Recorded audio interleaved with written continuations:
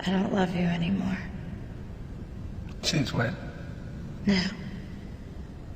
Just now. I don't want to lie. I can't tell the truth, so it's over. It doesn't matter.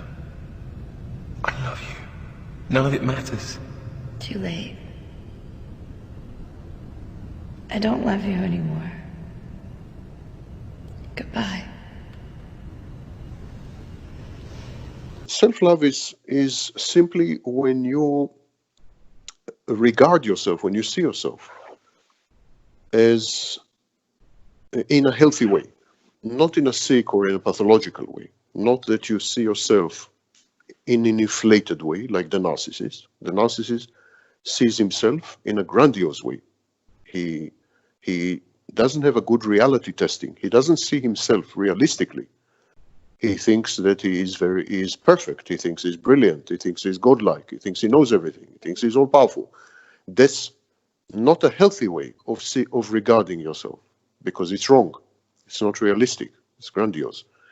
Other people see themselves exactly the opposite.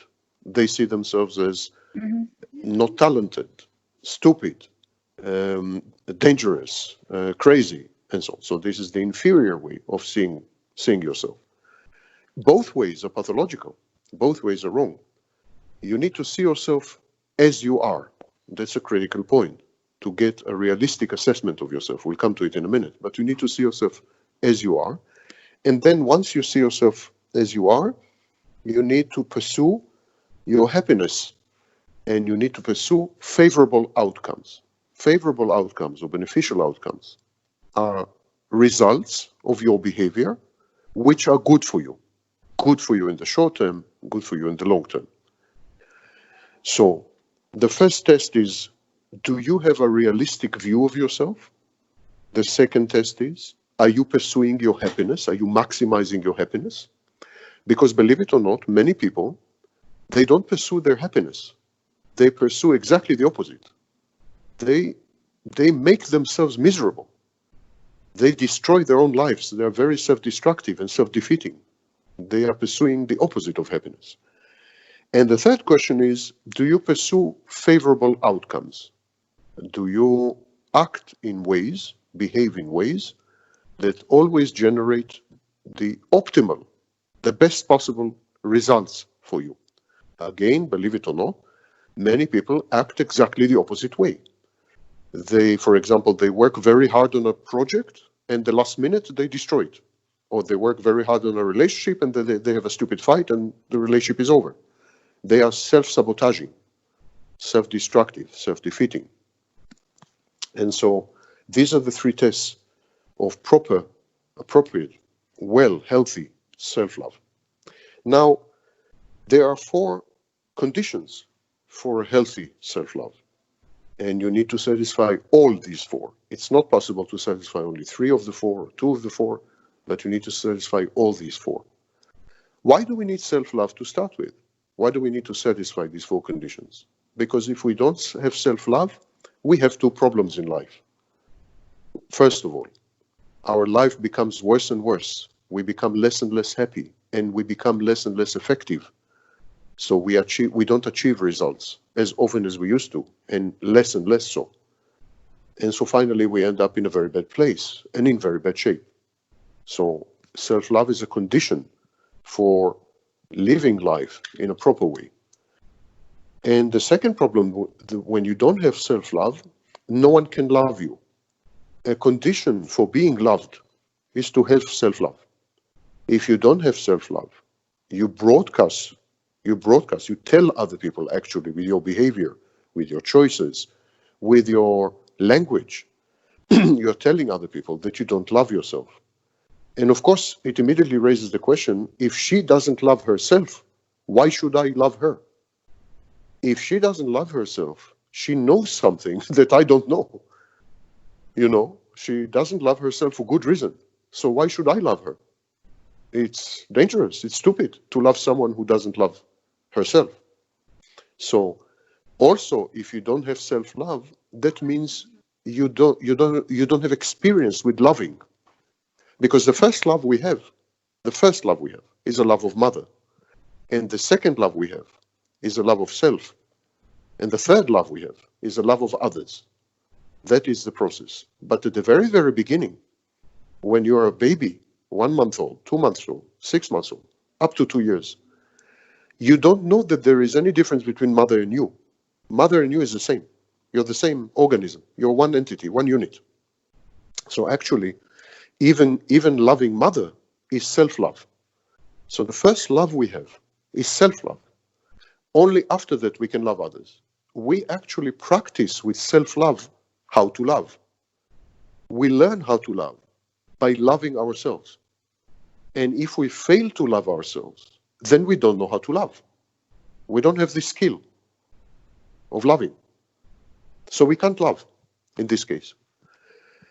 And this is the second problem with the lack of self-love: inability to love others and inability of others to love us. In other words, we live in a loveless environment. The minute we don't have self-love, we commit ourselves for life to a loveless environment. And of course, it's a very sad existence. And in the long run, it's a deadly existence. For example, people who are not married die much earlier. People who don't experience touch, physical touch on the skin, die much earlier. People who don't have love affairs or meaningful relationships commit suicide at a much higher rate than people who do. People who are unable to maintain long-term relationships even though they try very hard, for example, people with borderline personality disorders, 10% of them die by suicide. 10% of people with borderline personality disorder commit suicide.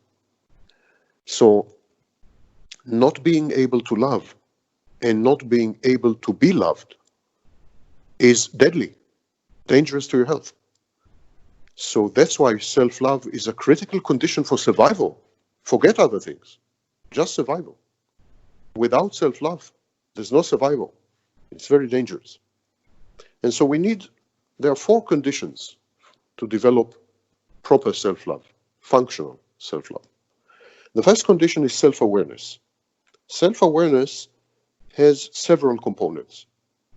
First of all, that you are intimate with yourself. Intimacy with yourself. In other words, you don't lie to yourself. You don't delude yourself. You don't live in fantasy. You don't have defense mechanisms that distort self-knowledge, that affect self-knowledge. You really know who you are. You're intimate with yourself. You don't lie to yourself about yourself. So this is intimacy. The second thing, your self-awareness must be detailed. In other words, there are no parts of you. There are no areas of your experience. There are no domains or territories of your mind that you don't go to, that are repressed, that are suppressed, that are forgotten, that are dissociated. Everything is open. You have full access to 100% of you, 100% of your mind, 100% of your life, 100% of your motivations, of your wishes, of your fears, of your emotions, of your feelings, of your sensations, of 100%. Your self-awareness must be, your access must be unlimited, and your knowledge must be detailed. That is also a condition for intimacy, of course. And finally, another condition for self-awareness is that it is compassionate. In other words, it's not the kind of self-awareness that is sadistic, that is critical. Not the kind of self-awareness that says, look how stupid you are, look how corrupt you are, look how evil you are, look how insane you are. That's not the right kind of self-awareness. And it's also usually not self-awareness at all. These are voices that are internalized, usually from early childhood. Voices that are known as introjects. These voices are foreign voices. They are the voices of bad parents, narcissistic parents, evil parents, dysfunctional parents. They are the voices of teachers sometimes, peers who abused you, humiliated you, and so on.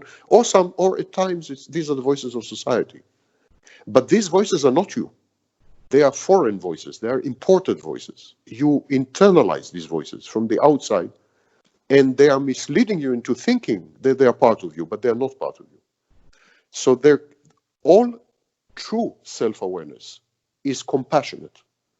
It's a self-awareness that treats you gently, and tenderly and loves you and is compassionate and is empathic, empathizes with you. If you have voices that tell you such things, you're crazy, you're stupid, you're this is not part of self-awareness. So the first pillar, the first condition for self-love is the kind of self-awareness that I just described. Intimate, detailed, compassionate knowledge of yourself. And it goes together with a realistic assessment of yourself. Because if you love yourself as a piece of fiction, if you love yourself in a way that doesn't correspond to who you really are, then of course you're not loving yourself. You're loving a movie, you're loving a story, you're loving a novel, but you're loving Anna Karenina. I don't know who you're loving, but you're not loving yourself. To love yourself, you need to know yourself, the good sides, the bad sides, the skills, the talents, the limitations, the shortcomings, what you do wrong usually, what you do right usually. You need to have what we call reality testing. You need to really know yourself. And you need to really know yourself. To really know yourself, you need to make an analysis. So you need to do what I call SWOT analysis, SWOT analysis. S, strengths. W, weaknesses. O, others. Others' roles, others' place in your life, others' motivations, others' input, etc. A realistic assessment of other people and how they form a part of your life. And finally, T is threats. You need to know your strengths. You need to know your weaknesses. You need to know the roles of other people in your life. And you need to appraise realistically the threats you are facing. This is the first pillar, and it's a pillar of self-awareness. The second pillar is self-acceptance. These are chronological stages. First, you need to be self-aware in order to accept yourself. If you're not self-aware, how can you accept yourself? You cannot. Once you're self-aware, sometimes, after you have gained self-awareness, you don't like what you have learned about yourself. You dislike yourself. You reject yourself. You wish you were someone else. We call this ego dystony. Ego dystony is very common, for example, in therapy, where we come face to face with ourselves. The main role of the therapist is to put a mirror to you so that you can finally see yourself realistically in the mirror. And many people, when they see themselves in the mirror, they don't like what they see. It could be such a crisis that it even has a technical name, abreaction or narcissistic mortification.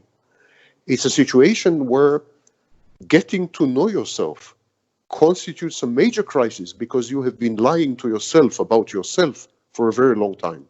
You have been living in a delusion, in a fantasy, in an illusion, in a story, in a narrative about yourself that has very little to do with yourself. So finally, when you come to know yourself, you're disappointed, you're heartbroken, you're mad, you intensely displeased, you are ill at ease, you are discomforted, and maybe even you hate yourself. You dislike yourself. You can't live with yourself, so to speak. And so self-awareness sometimes can lead to self-rejection. If this happens, self-love is sabotaged. So we need to teach you, after you became self-aware, we need to teach you to accept yourself. What is self-acceptance? Self-acceptance, first of all, is unconditional. If you accept yourself by saying, I accept myself if, the minute you say if, or I accept myself but, the minute you say but, that is not self-acceptance. That is conditional love. And there is nothing more destructive than conditional love. When children receive conditional love from parents, they are pathologized and deformed for life. The parent should give the child unconditional love. And the whole process of developing self-love is a process of reparenting, is a process of being your own mother, your own father, your own parents. You become your own parent. And as a parent, you should give yourself unconditional love. Love that is not conditioned on who you are. Love that is not conditioned on what you do. Love that is not conditioned on performance.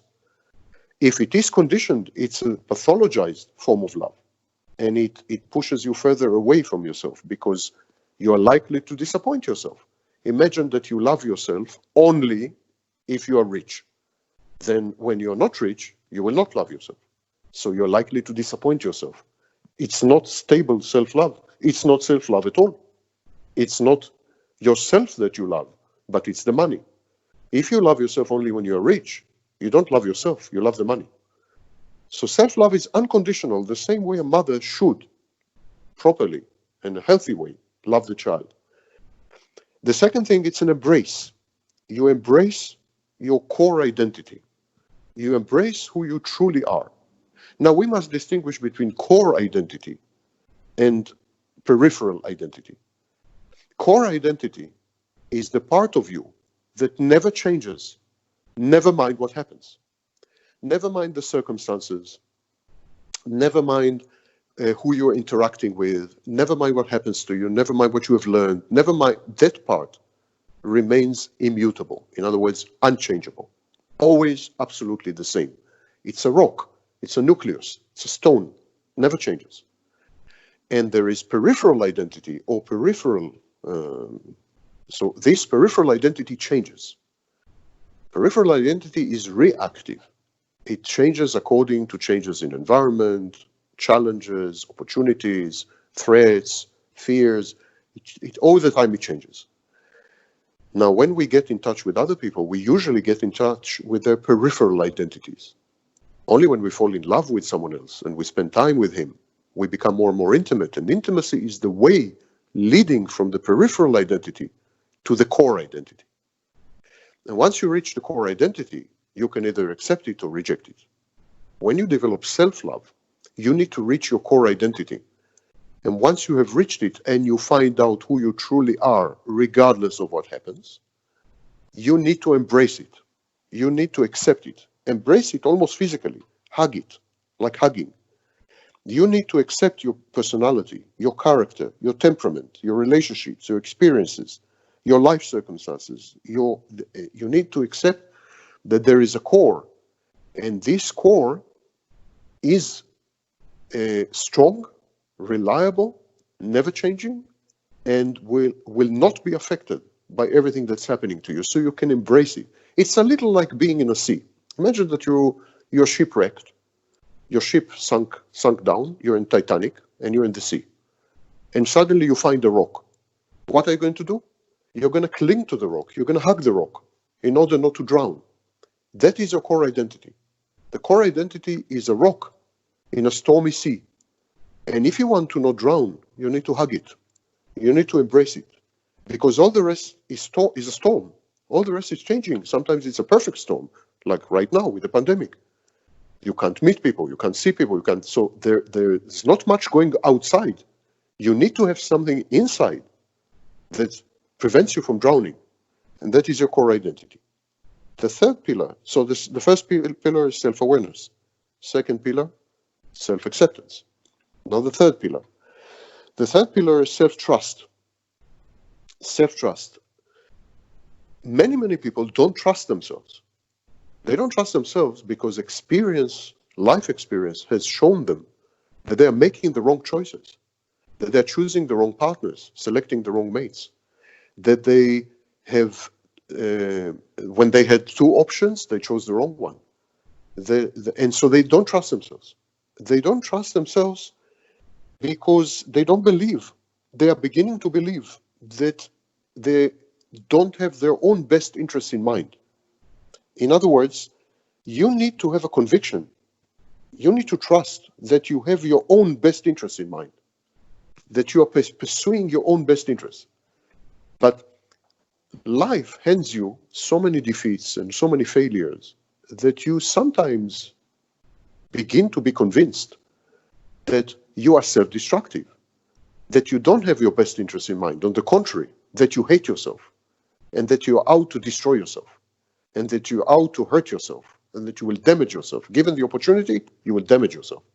You can't trust yourself to pursue your best interests because you are your own worst enemy. So this perception, I have seen the enemy and it is I, this perception prevents you from trusting yourself. You don't believe, for example, that you are watching your own back. In other words, you don't trust yourself that you will be alert, that you will be warned if there is a threat. You don't trust yourself to identify threats. You don't trust yourself when you identify threats to avoid them, to act appropriately. You don't trust yourself. You feel that you are driven towards destruction by your very self. You feel that you have no agency, no autonomy. It feels like someone inside you is stronger than you, and that someone is alien. It doesn't feel exactly like you. It feels like some entity, some invader, some body snatcher, some extraterrestrial entered your body, some monster, I don't know how you want to call it, entered your body and took possession of it. And it is this alien thing, which is not exactly you, that is pushing you to sabotage yourself, undermine yourself, hurt yourself, damage yourself, make wrong choices, choose wrong partners, and end up in very bad places, doing very bad things that you didn't want to do and that cause you great discomfort or worse. So this is a critical phase. You need to make peace with yourself, and you need to trust yourself that you are your own best friend, not that you are your worst enemy. Now, usually this lack of self-trust goes with two other phenomena. The first phenomena is external locus of control. External locus of control is the belief that your life is not under your control, that it is determined by others from the outside. That whatever happens to you is not your fault, but also not your intention, not a result of your planning, not goal-oriented, not under your control. You had very little to do with it. Other people, stronger people, richer people, or people who are in the right place at the right time, these people decide your life for you. They push you around like you're like a pinball in a billiard table, you know? They push you around. You feel that you have no agency in the sense that you don't make decisions about your life. You feel that you have no autonomy in the sense that you have no control, even when you do make decisions. So this external locus of control is critical, because without it, when you have it, you cannot trust yourself, because yourself is not relevant. Only other people are relevant. So instead of investing in yourself, instead of investigating yourself, instead of getting to know yourself better, instead of turning inward, you turn outward. These kind of people who do not trust themselves, people who believe themselves to be self-destructive, self-defeating, stupid. Some people think they're stupid, too stupid to make decisions. So, or too weak, or too disempowered, or too poor. Poor people have this. Minorities, members of minorities, Black Africans, for example, African Americans, Jews, they have this kind of thing because they feel powerless. They feel helpless. They feel they always depend on the outside. So these kind of people don't have self-love because they don't have self-trust. Instead of investing in themselves, getting to know themselves, loving themselves and accepting themselves, what they do, they invest all this energy in others. So they would tend to become the slaves and the agents of other people. Because their lives depend on other people, they pay attention to other people. What other people do? What are they thinking? What are they likely to do to us? What decisions they are likely to make? How these decisions will affect us? They are constantly focused on other people, their state of mind, their possible decisions, their effect and impact on their lives and so on. So if you, for example, are dependent, or you perceive yourself more appropriately, you perceive yourself to be totally dependent on another person, and that other person's mood, that other person's emotions, state of mind, financial condition, and so on, have 100% impact on your life, you would not trust yourself. You have zero control over your life and zero effect on your life. Why would you invest in yourself? It's irrational. It's much more rational to pay attention to that other person, because that other person determines your life. So you need to know everything about that other person. What is he thinking? What is he feeling? What is he about to do? Has he already done? What will be the effect? What will be the impact? How to manipulate him? How to control him? How to help him? How to satisfy him? How to gratify him? Everything is about him. And of course, When all of you is invested in another person, you don't exist. You have no energy for yourself. It is a suspension of existence. It is disappearing into the other person. And we call this merger and fusion. This is very common in mental health pathologies like dependent personality disorder and borderline personality disorder. It's a pathology. So self-trust is very critical because you need to develop the belief that you actually are not controlled and are not dependent on other people in a way that compromises you. You can be dependent on other people. We are all dependent on other people to some extent. And we can even be controlled by other people. For example, if you have a job, to some extent you're controlled by your boss. If you live in a country, to some extent you're controlled by the ruling elite and by the law enforcement, police. We are all controlled to some extent. No one has total freedom, total independence, and total autonomy.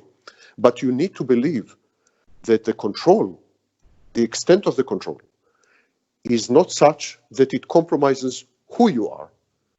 Your actions can be affected. It's okay. Your behaviors can be changed. It's okay. But not your core identity.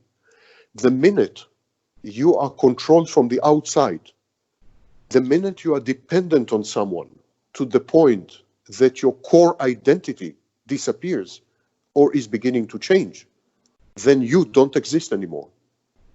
It's a problem because you are dependent on someone else, so you're letting someone else control you for your own good. It's supposedly you're doing this for yourself. But if the price is to not be, then who are you doing it for? You're doing it for yourself. But if there is no self, who are you doing it for? Sometimes we lose sight, sometimes we ignore the fact that by trying to satisfy our needs, our wishes, our dreams, our fantasies, we are actually sacrificing ourselves. And so these needs, these wishes, these fantasies, even when they are fulfilled, they feel empty because no one is left there to enjoy them. By killing yourself, you also kill the only person who can enjoy the fantasy. By disappearing yourself, you also vanished or disappeared the only person who can enjoy the wish when it is fulfilled, or the dream when it is realized. Dreams, fantasies, and wishes, even when they are realized and fulfilled, they depend on you existing. If you don't exist as a condition for realizing these dreams, fantasies, and wishes, then what are they for? And the final pillar, the last one, is known as self-efficacy. Self-efficacy is a belief, so what we call a cognitive belief. It's a belief that you are capable of, first of all, setting goals. You are capable of setting goals. Many people say, I cannot set goals. I cannot decide on goals. I cannot decide on aims, on purposes. I cannot make plans. I cannot make plans. I cannot decide on goals because my life is chaotic. Chaotic, it's chaos. I don't control my life. It's a bloody mess. I just prefer to sit at home and drink alcohol or do drugs or have sex, and that's it. Because it's pointless to make goals, to settle on goals, and to make plans. So the first part of self-efficacy is the belief that you are capable of setting rational, realistic, and beneficial goals.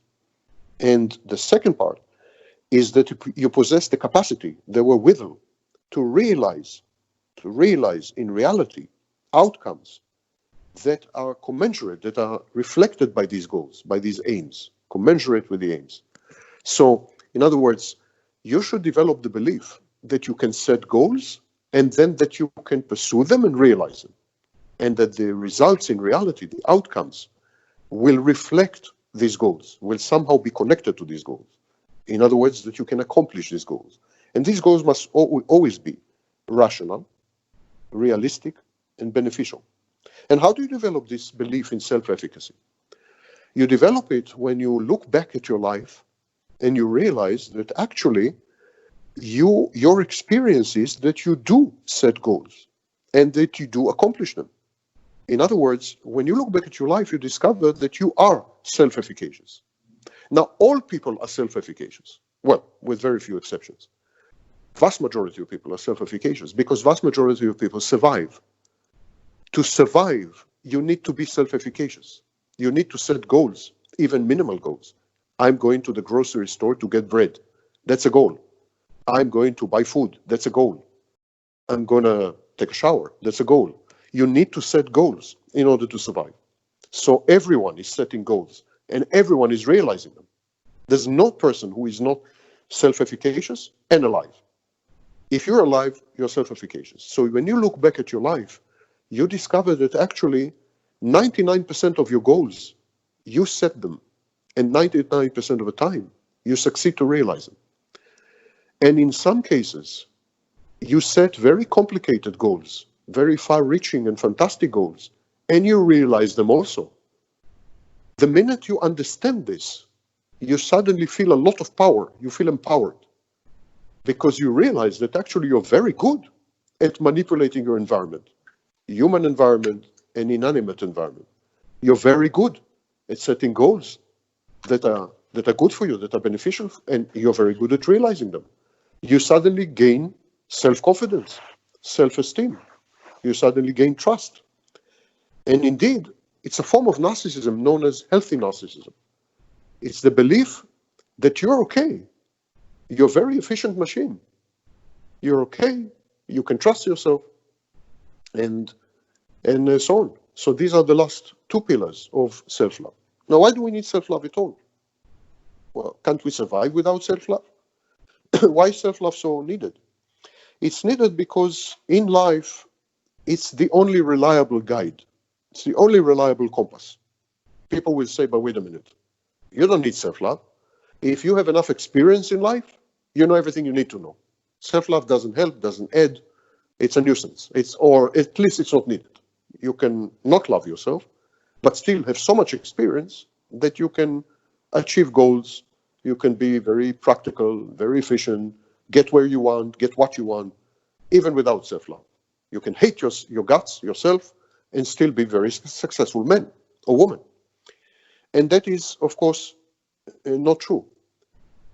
Because experience is very problematic. The vast majority of experience comes too late.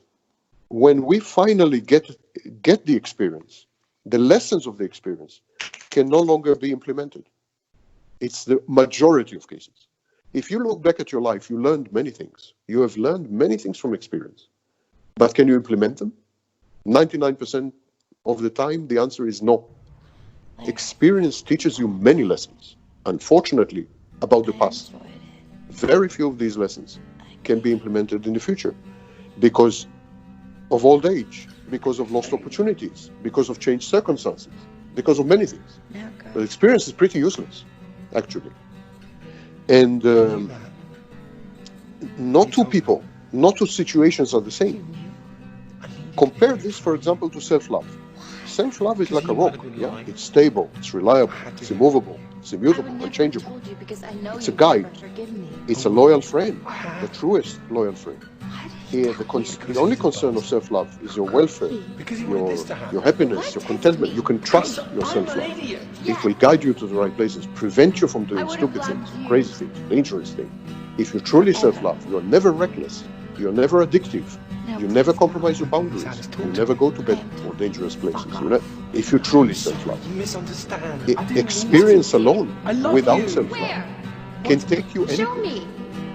Very, very, very experienced people end up in jail.